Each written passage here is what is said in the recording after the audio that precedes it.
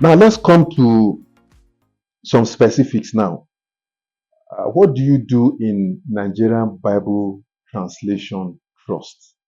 What is the vision all about? Yes, Nigerian Bible Translation Trust was registered initially with the mandate of translating the Bible into the minority languages. In Nigeria today, we have worked with over 200 languages. We have met some of these languages at the point of having New Testament. Some have some portions of the Bible, and some have, a few have the complete Bible. So the Lord has helped us through the years of existence. By the grace of God, will be 48 years this year. Yeah, it was originally and officially registered as a corporate organization in July 1976. So all through the years, we have been trying to work with the minority languages to see that we translate the Bible into their heart language. Okay. All right. Thank you. Is there any project you're working on currently that is going to make impact? I know you have done several. You've provided Bibles in people's heart languages. But is there anything you're doing currently right now that is going to impact on a particular people group or tribe? Yeah, I think so far so good. We have quite a number of projects that we are involved in. Mind you, like I said, the organization was originally registered with the mandate of translating the Bible into the people's language. Now, the form of translation we have done in the past is written translation. So over the years, we discovered that people are not using those materials. Reason being that they are not able to read their language. There is no form of literacy, writing or reading in their language. We have even professors in some communities who cannot read their language simply because it is a difficult thing to do, and you have to be trained in it to be able to read it and write it. So over the time, the new paradigm shift that we have now is the OBT. What is OBT? Somebody might be asking, what is OBT? OBT is Oral Bible Translation. Oral Bible Translation. Now, why oral? Oral in the sense that most of the communities we are working with are communities that are non-literate. They cannot be able to read and write. More so that a lot of them do not have that basic. So, oral Bible translation is introduced to communities to be able to facilitate their understanding of scriptures in the heart language that they understand best. The impact of oral Bible is almost instant, and then it gives you the opportunity to be doing something and be listening to your Bible. You can be in the office, you are listening to what the scriptures are saying. You can be in the farm, you are playing and listening to what the scriptures are saying, and on like that. So that is one of the major projects that we are doing at the moment.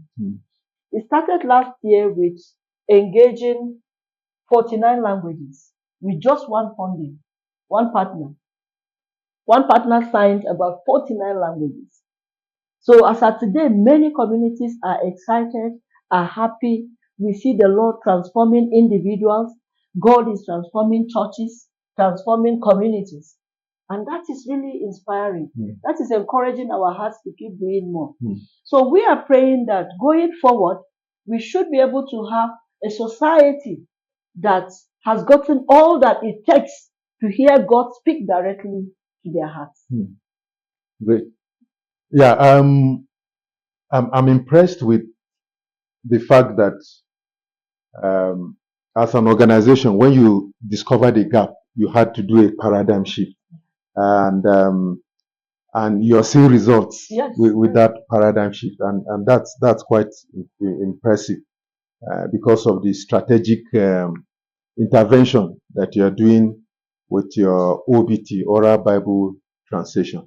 and I'm believing that it will keep increasing Yes. as time goes on. So this is a lot of work, and it involves a lot of resources, human resource, financial resource, and material. So how do you generate your fundings, and then what kind of partnerships do you have that is helping to facilitate the work that you're doing? Yeah, talking about funding, I am very much interested in that because let me say it here very strongly. That talking about funding, we need every Christian. If you know you are a Christian, and you know that one of the mandates we have is to preach the word to everybody, every nook and cranny. Your duty as a Christian is to raise support for people, for the marginalized, for the non-rich communities to have the scriptures in their language. The work of translation is very expensive. It is enormous. So we need to raise funding for this work to be able to continue. I tell you that there are communities that don't have any form of empowerment that can help them get money to fund the activity of their own translation. So we discover over the years, it is the Westerners that are interested in the work more than we, the indigenous. And that is a concern that I have to say that the church must wake up and rise up. Every individual that is known as a Christian should also see a place in that to put in his money to ensure that this gospel that we are talking about is being propagated to everybody. So we've seen communities with high rate of poverty. If you ask them to contribute, there is no way the money will come. But over the years, right from inception, the Westerners are the ones funding activities of translation in this Bible translation. We thank God for what the churches are doing. I mean, most recently, when we go to create awareness, the churches are giving us some form of offerings. Individual through our flyers are giving us some form of donations to be able to help the work that we are doing. However, the major funding we have at the time, because the work is enormous, the work is large, the cost is so expensive, we are getting this funding from the outside. Outside in the sense that is the Westerners, the whites precisely, are the ones funding the activities. I mean, the activities run in hundreds of millions of dollars for a community to be able to have its own translation.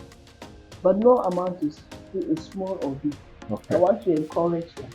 The aspect of funding is everybody's responsibility. Thank you for joining us in today's episode of Verity Talks. Please don't forget to like, comment, and share this video. See you again on the next episode of Verity Talks. Thank you and God bless.